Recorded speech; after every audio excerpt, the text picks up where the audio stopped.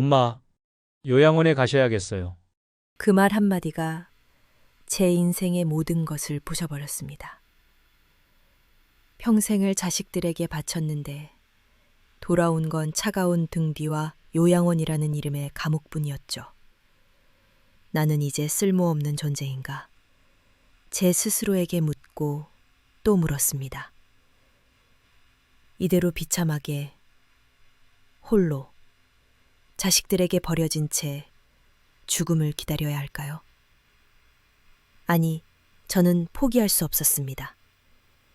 제 마지막 자존심이 허락하지 않았으니까요.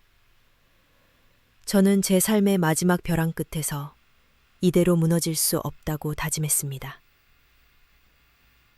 저는 올해 72살 박순자라고 합니다. 저는 자식들이 저를 버렸다고 생각했던 그 순간 절망하지 않았습니다. 오히려 그 벼랑 끝에서 새로운 삶의 기회를 잡았죠. 월 20만 원이라는 아주 적은 돈으로 제가 꿈꾸던 독립적이고 자유로운 삶을 살고 있습니다. 비싼 요양원이나 자식들에게 의존하는 삶은 제게 없습니다. 어떻게 제가 죽음의 문턱에서 다시 살아나 이토록 행복한 황혼을 맞이하게 되었을까요? 지금부터 자식들에게 버림받았다고 생각했던 제가 어떻게 스스로의 힘으로 인생의 막을 열고 그 누구보다 당당하고 행복하게 살아가게 되었는지 그 충격적인 이야기를 공개합니다. 저의 이야기는 여러분의 노년, 그리고 부모님의 미래에 대한 가장 중요한 질문과 예상치 못한 해답을 제시할 것입니다. 저는 평생을 정말 악착같이 살았어요. 젊었을 땐 남편 뒷바라지에 아이들 키우고 애들이 좀 크니 동네에 작은 식당을 열었답니다. 엄마의 손맛 김치찌개라고 간판 걸고 새벽부터 밤늦게까지 쉴 틈이 없었죠. 제 두 손으로 번 돈으로 애들 학비 대주고 시집장가 보내고 이 작은 집 한 채도 장만했으니 이만하면 잘 살았다고 스스로 칭찬했어요. 건강만 하면 다 되는 거지. 저는 그냥 막연하게 그렇게 생각했어요.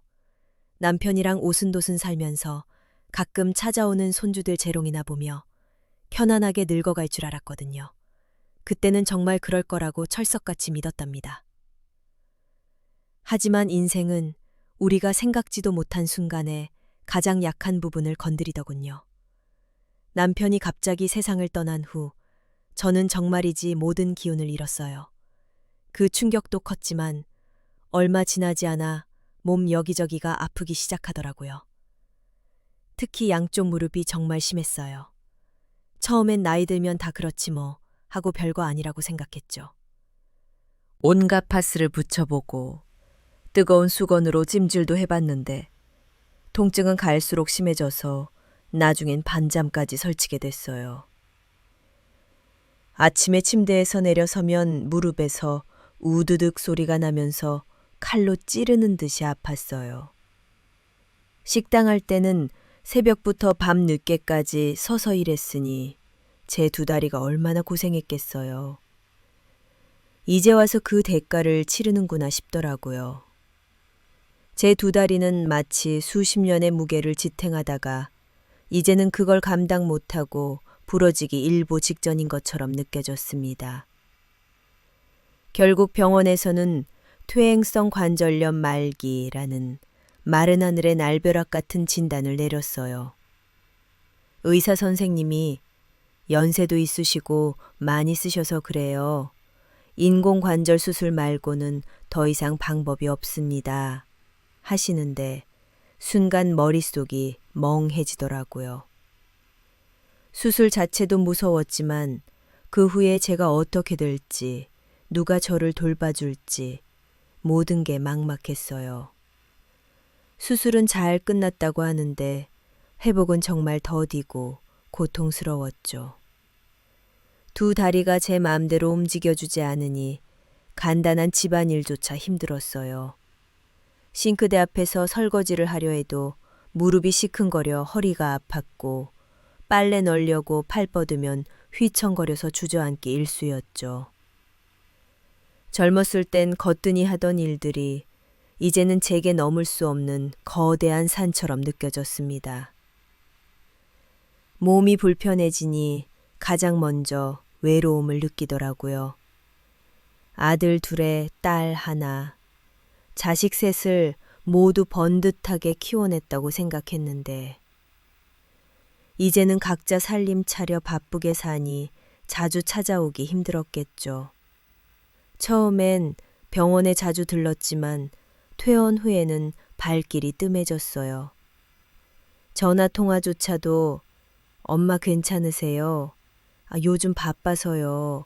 다음에 갈게요. 이런 식이었죠. 그들의 무관심은 제 마음에 깊은 상처를 남겼어요. 제가 아플 때 밤새 간호해주던 어린 자식들이 이제는 저를 짐처럼 여기는 것 같아서 가슴이 찢어지는 것 같았어요.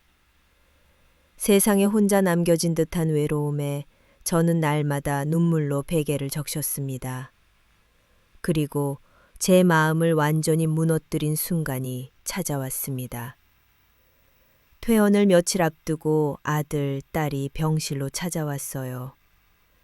그들의 얼굴에는 걱정보다는 어딘가 모를 조심스러운 기색과 함께 눈빛 속에는 묘한 기대감이 스쳐 지나가더군요. 병실 안에는 소독약 냄새와 함께 묘한 긴장감이 돌았습니다. 아들 말은 마치 절 엄청 걱정하는 것 같았지만 그 속엔 차갑고 계산적인 냉기가 숨어 있었습니다. 제 심장이 쿵 하고 내려앉았죠. 왠지 모르게 불길한 예감이 들었습니다. 요양원. 그 말은 제 마음의 비수처럼 바뀌었어요. 평생 사회복지사로 일하며 남들한테 요양원을 권유했던 제가 이제 그 요양원에 가야 한다는 말을 듣다니. 저는 말없이 그들의 얼굴을 번갈아 보았습니다. 그들의 눈빛엔 제 건강보다 다른 게 더 중요해 보였습니다. 그리고 곧바로 그들의 진짜 속마음이 드러났습니다. 그들의 말이 이어질수록 제 눈앞은 캄캄해졌어요.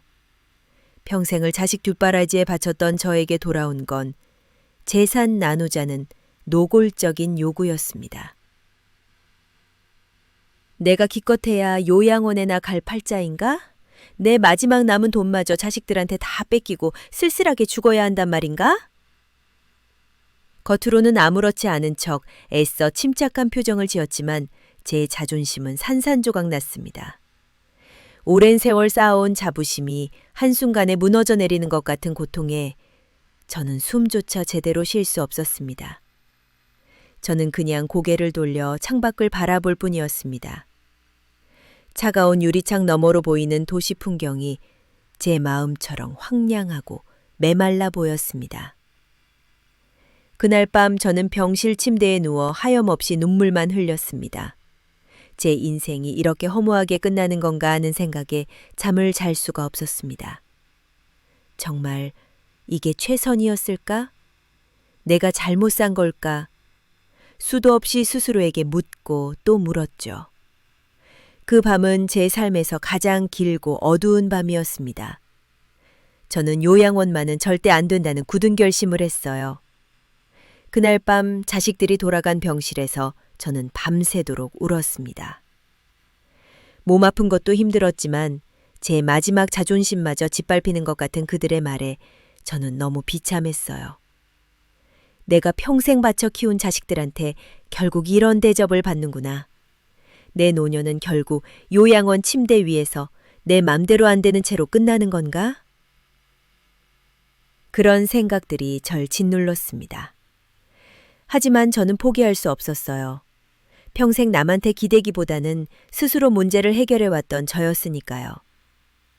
사회복지사로 일하며 수많은 사람들의 어려움을 보듬고 해결책을 찾아주었던 제가 정작 제 인생의 가장 큰 위기 앞에서 무너질 순 없었죠. 요양원은 저에게 독립적인 삶의 마지막 역이자 스스로 포기하고 다른 사람 손에 제 노년을 맡겨야 하는 무덤 같은 곳이었어요. 아무리 시설이 좋고 간병이 편해도 개인의 자유로운 의지와 선택권이 제한된다는 것을 누구보다 잘 알고 있었습니다. 저는 자식들한테 짐이 되고 싶지 않았지만 그렇다고 해서 제 삶의 주도권마저 송두리째 내려놓고 싶진 않았어요. 요양원 이야기가 나올 때마다 저는 완강하게 고개를 저었습니다. 내가 아직 살 날이 얼마나 남았는데 벌써부터 요양원이라니. 이건 내가 원하는 삶이 아니야. 나는 박순자야. 이렇게 끝낼 순 없어. 삶의 벼랑 끝에서 저는 마지막 발악처럼 몸부림쳤습니다. 저한테 맞는 다른 방법을 찾아 필사적으로 움직이기 시작했죠. 그 과정은 마치 넓은 바다에서 작은 배 타고 혼자 떠도는 것 같았습니다. 짙은 안개 속에서 한 줄기 희망의 빛을 찾아 헤매는 외로운 여정이었어요. 자식들의 요양원 설득이 계속되자 저는 다른 방법을 찾아보기 시작했습니다. 우선 집에서 혼자 생활하는 데 필요한 도움을 받을 수 있는 방법을 알아봤죠. 동네 복지관에 물어봐서 방문 요양 서비스 정보를 얻고 몇 군데 업체 상담도 받아봤습니다. 상담원들은 친절했지만 돌아오는 답변은 늘 비슷했어요. 주 몇 시간 정도의 도움만으로는 저의 불편함을 해결하기에 턱없이 부족했습니다. 매일 누군가의 손길이 필요한데 하루 한두 시간 방문으로는 해결될 일이 아니었으니까요. 아침에 일어나서 밥 준비하고 화장실 가고 간단한 옷 갈아입는 것조차 힘들었는데 짧은 시간의 방문으로는 모든 것을 해결할 수 없었습니다. 게다가 계속 서비스를 이용하려면 월 150만 원을 훌쩍 넘는 상당한 돈이 들었죠. 저의 월 150만 원 연금으로는 도저히 감당할 수 없는 금액이었어요. 이대로라면 제가 평생 모은 넉넉했던 집 보증금마저도 몇 년 안에 바닥날 게 뻔했습니다. 자식들한테 손 벌리는 건 제 마지막 자존심이 허락하지 않았어요. 저는 스스로에게 다짐했습니다. 절대 자식들한테 경제적인 부담을 주지 않을 거야. 나 혼자서도 충분히 살아갈 수 있다는 것 보여줄 거야. 하지만 현실은 녹록지 않았습니다. 간병인과 함께 생활한다는 것도 저한테는 큰 부담이었어요. 낯선 사람하고 24시간을 한 지붕 아래서 함께 지내야 한다는 사실은 생각만 해도 답답하고 숨 막혔습니다. 우리 집이 더 이상 온전히 내 공간이 아니게 될 거라는 생각에 저는 망설일 수밖에 없었죠. 화장실 가고 잠자고 옷 갈아입는 모든 순간에 다른 사람의 존재를 의식해야 한다는 게 저한테는 너무나 큰 부담이었어요. 저는 제 사생활이 침해당하는 걸 정말 싫어하는 사람이었거든요. 한 번은 짧게 간병인을 고용해 봤는데 제 옆에 늘 그림자처럼 붙어 있는 그분 때문에 마음이 편치 않았습니다. 물론 그분은 최선을 다했지만 저는 단 한순간도 온전히 혼자가 될 수 없다는 사실에 깊은 피로감을 느꼈습니다. 제가 간병인한테 제 모든 행동을 다 보여줘야 한다고요? 제 나이든 삶이 감시 속에서 끝나야 한다는 말이에요? 그건 제가 원하는 삶이 아니었어요. 저는 고개를 저었습니다. 간병인이라는 방법은 돈 문제도 있었지만 심리적으로도 저한테는 맞지 않았어요.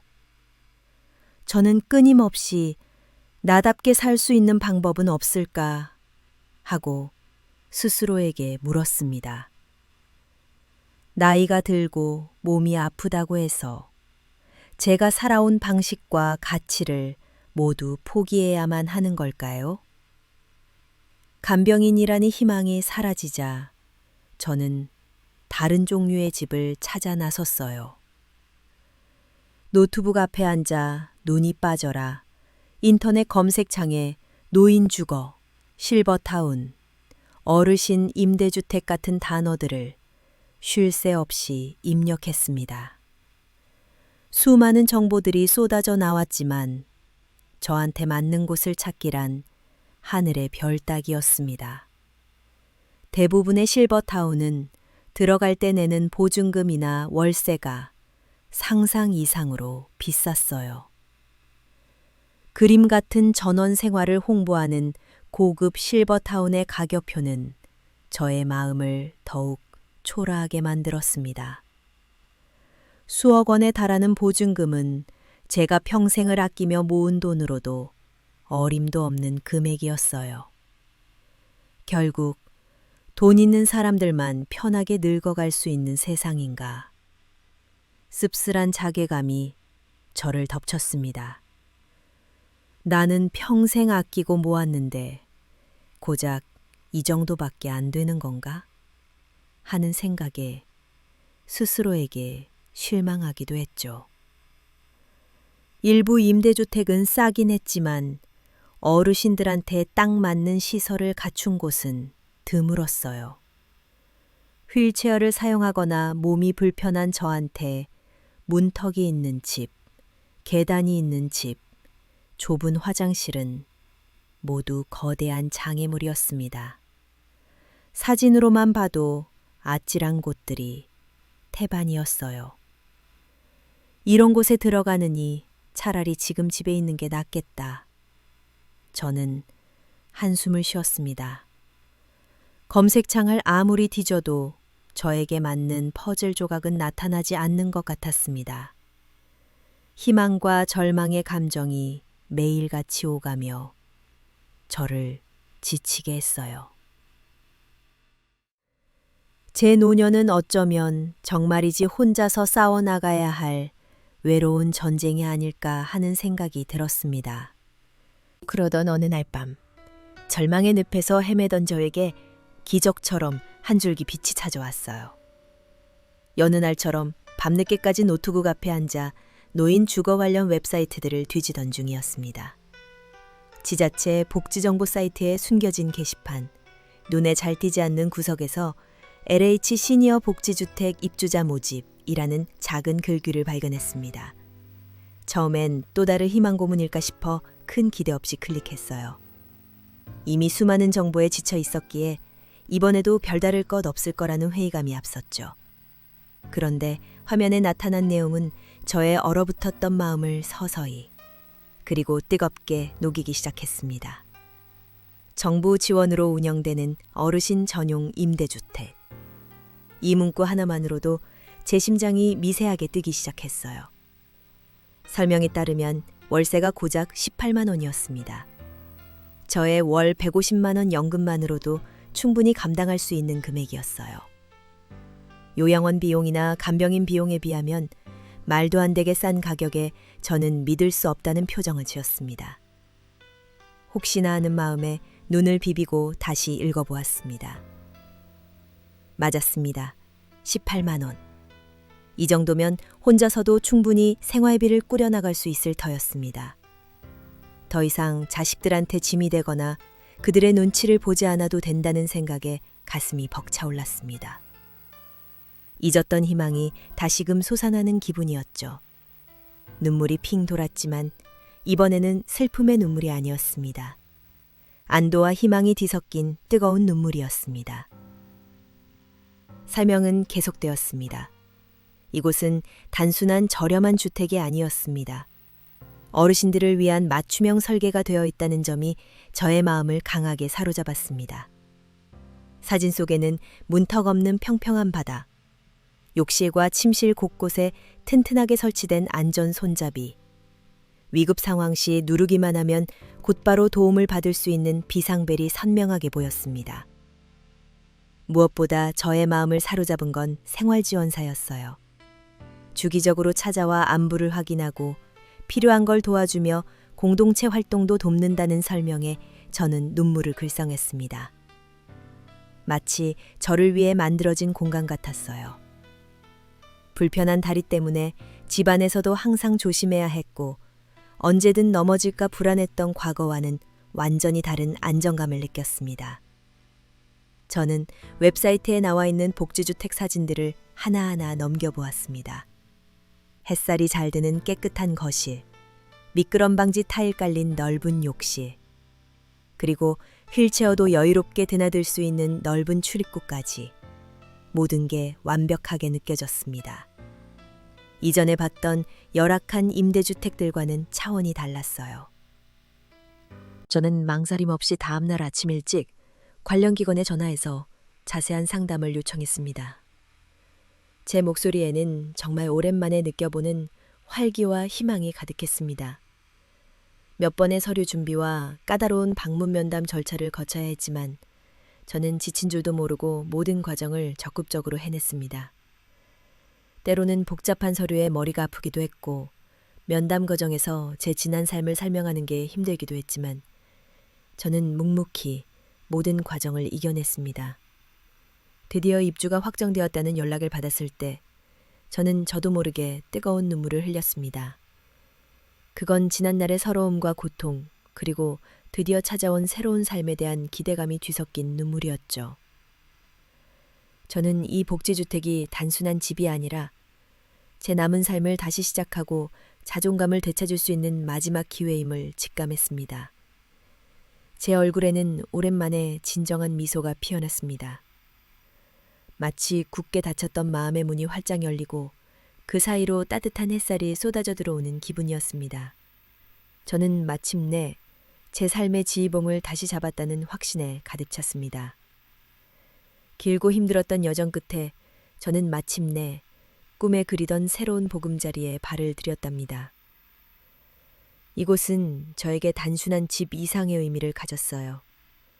잃어버렸던 자존감과 자유를 되찾는 삶의 새로운 시작이었죠. 문을 여는 순간 제 얼굴에는 오랜 슬픔의 그림자가 걷히고 희망의 빛이 가득 차올랐습니다. 드디어 이 집에 처음 들어서던 날 저는 가슴이 벅차올라 한동안 멍하니 있었습니다. 현관문을 열고 들어서는 순간 마치 새로운 세상에 발을 디딘 것 같았어요. 가장 먼저 눈에 들어온 건 문턱이 없는 평평한 바닥이었습니다.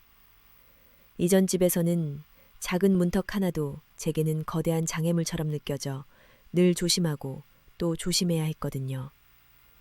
하지만 이곳은 달랐습니다. 그저 쭉 뻗은 길처럼 편안했습니다.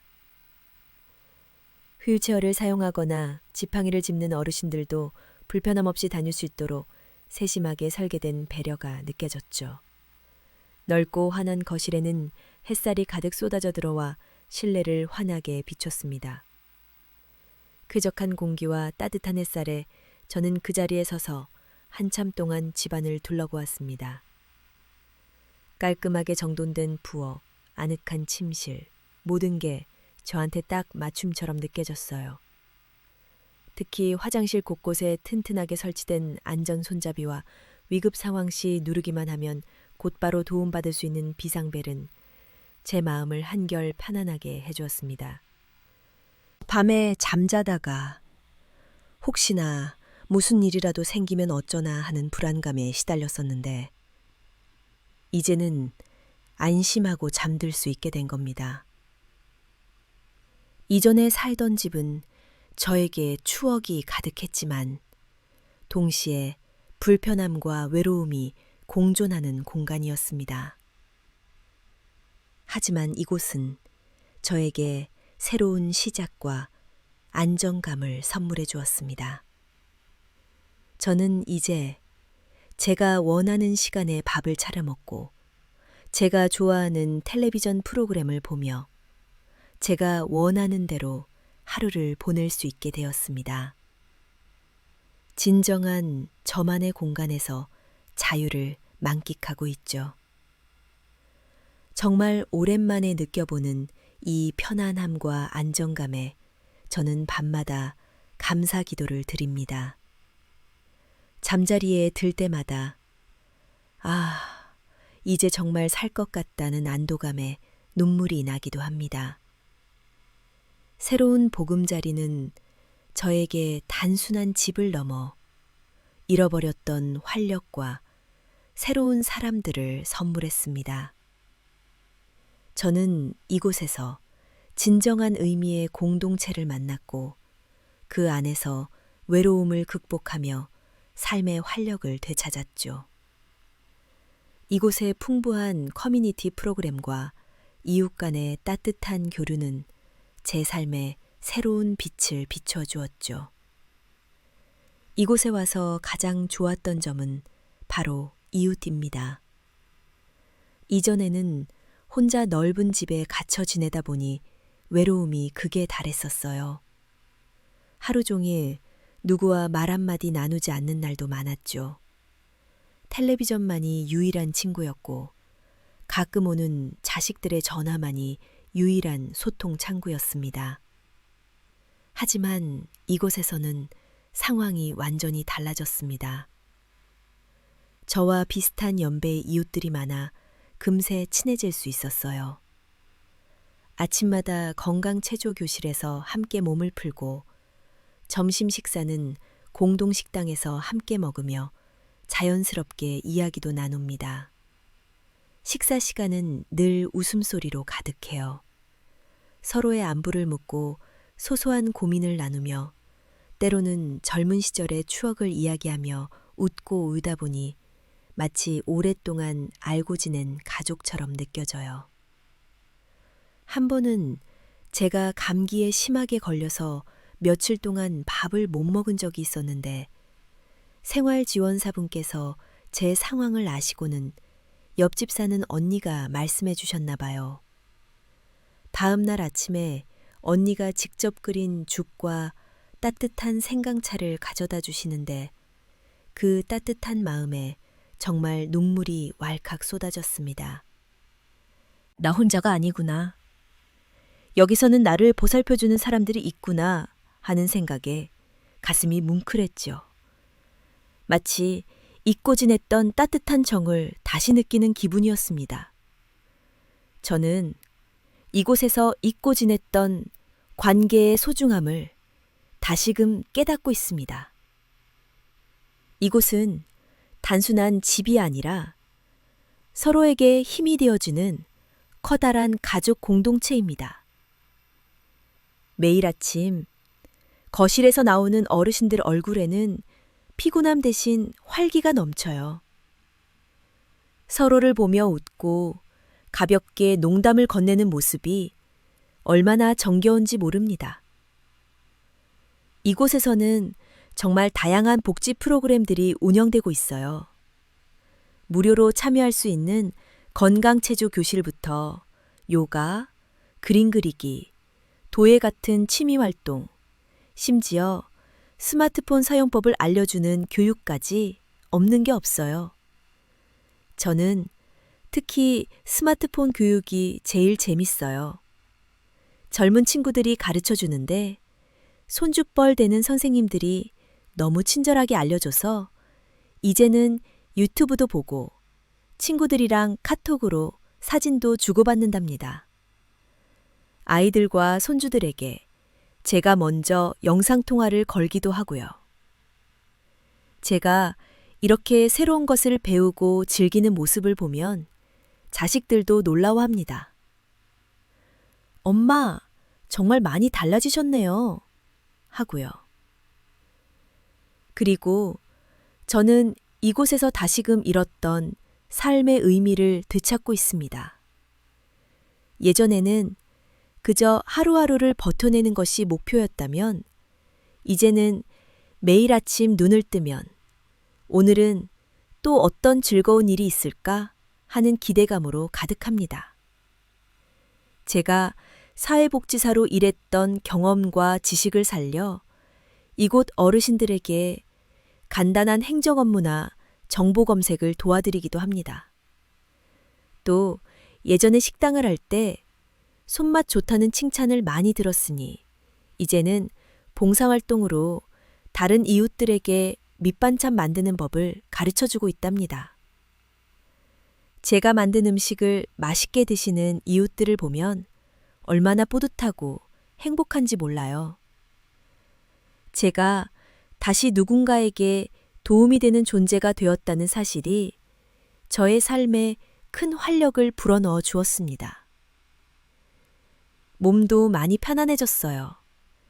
불편했던 무릎도 꾸준한 체조와 물리치료로 많이 나아져 이제는 지팡이 없이도 복지주택 주변 공원 산책도 거뜬하답니다. 몸이 편해지니 마음도 자연스레 편안해지고 제 얼굴에도 다시 웃음꽃이 피어나기 시작했습니다. 잠 못 이루던 밤은 사라지고 매일 밤 깊은 잠을 잡니다.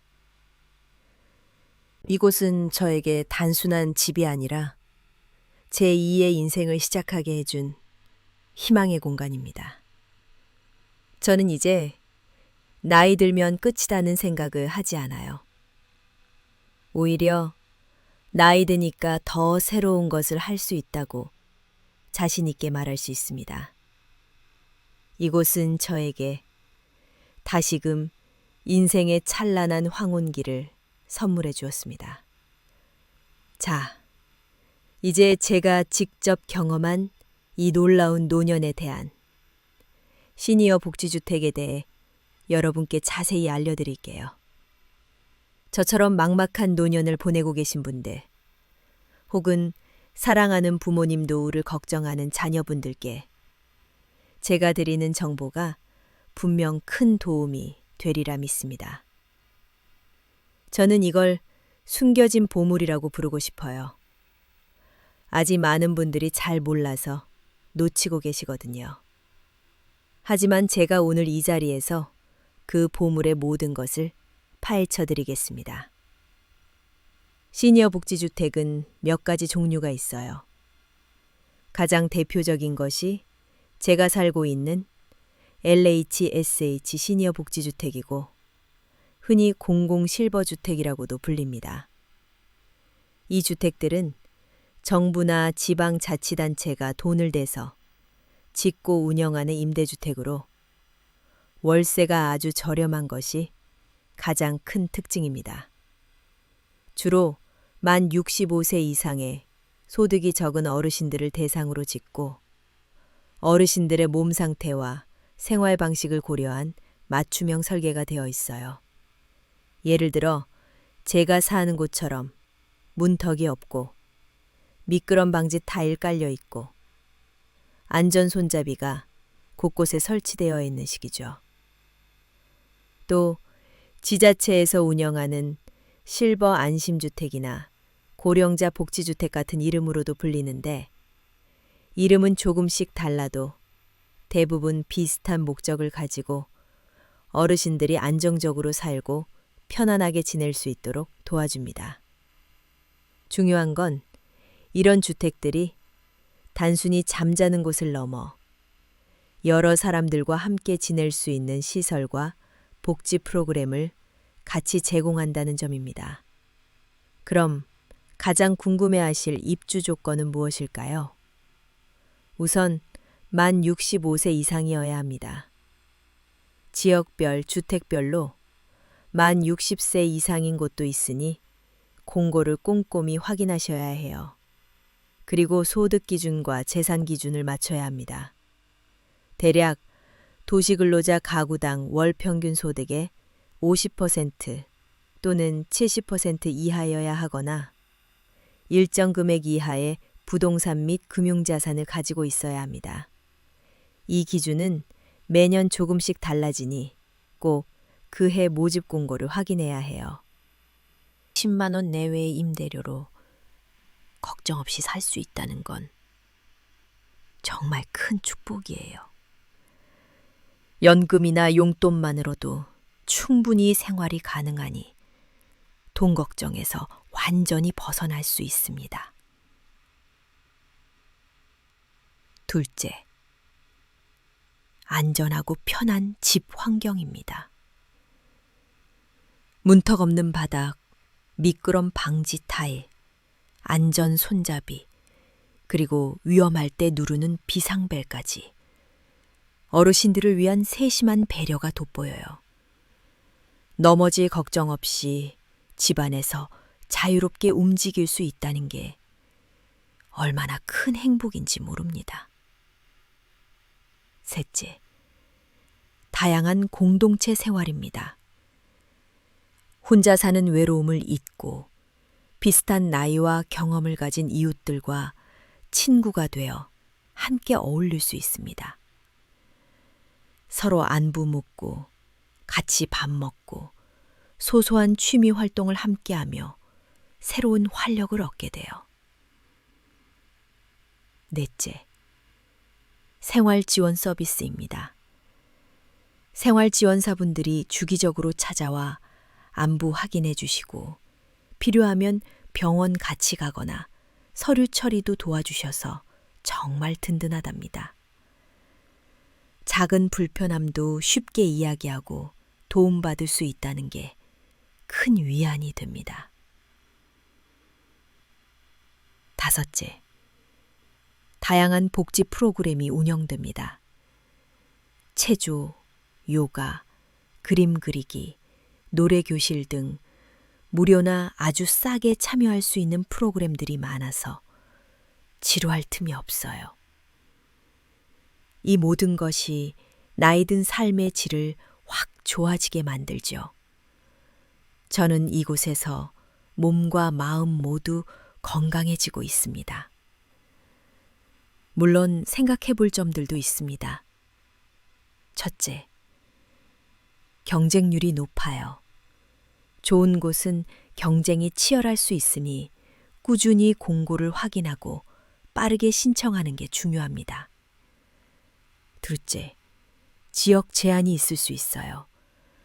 내가 살고 싶은 지역에 그 주택이 없는 경우도 있으니 미리 확인해야 합니다. 셋째, 공동체 생활의 특징입니다.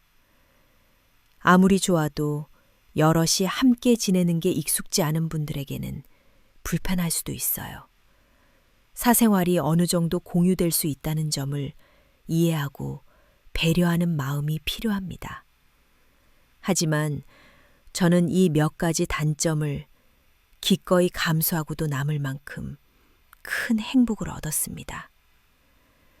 이 모든 정보가 여러분의 노년 준비에 실질적인 도움이 되었기를 진심으로 바랍니다. 저의 이야기가 여러분에게 깊은 울림을 주었으면 좋겠어요. 저는 절망 속에서도 희망을 잃지 않고 스스로의 삶을 개척해 나가는 억척스러운 모습을 보여주고 싶었거든요. 나이 든다는 것이 단순히 몸이 약해지는 것만을 의미하는 게 아니라 새로운 시작과 가능성을 품고 있다는 것을 제 삶이 고스란히 증명하고 있다고 믿습니다. 저는 이제 매일 아침 햇살을 보며 감사하며 일어납니다. 더 이상 외롭지 않아요. 저를 이해하고 함께할 친구들이 있고 저의 작은 경험을 나눌 수 있는 새로운 일도 찾았으니까요. 인생은 굽이굽이 이어지는 강물과 같아요. 때로는 거친 물살을 만나기도 하고 때로는 잔잔한 호수처럼 고요하기도 하죠. 중요한 건 그 흐름에 몸만 맡기는 것이 아니라 그 흐름을 스스로 만들어가는 용기라고 생각해요. 처음엔 제 다리조차 움직이기 힘들었지만 지금은 제 스스로 삶의 방향을 결정하고 저만의 방식으로 행복을 찾아가고 있습니다. 사랑하는 자식들에게도 이제는 걱정만 끼치는 존재가 아니라 당당하고 행복하게 살아가는 엄마의 모습을 보여줄 수 있게 되었어요. 마음 한편에 있던 죄책감이나 미안함 같은 감정들도 이제는 사라졌습니다. 오히려 제가 더 큰 사랑과 이해심으로 그들을 바라볼 수 있게 되었죠. 여러분, 이 영상을 보고 계신 당신의 노년은 어떤 모습이기를 바라시나요? 혹시 지금 막막함 속에서 길을 잃었다면 제가 드린 정보와 저의 작은 이야기가 여러분의 노년에 작은 등불이 되기를 진심으로 바랍니다. 주저하지 마세요. 찾아보고 알아보세요. 분명 여러분에게 맞는 길을 찾을 수 있을 거예요. 우리 모두 존엄하고 행복한 황혼을 맞이할 자격이 있습니다. 당신의 빛나는 노년을 저 박순자가 늘 응원할게요. 오늘 제 이야기가 여러분의 삶에 좋은 변화를 가져다 주면 좋겠어요. 다음에도 더 유익하고 감동적인 이야기로 찾아뵙겠습니다. 구독과 좋아요, 알림 설정 잊지 마세요. 감사합니다.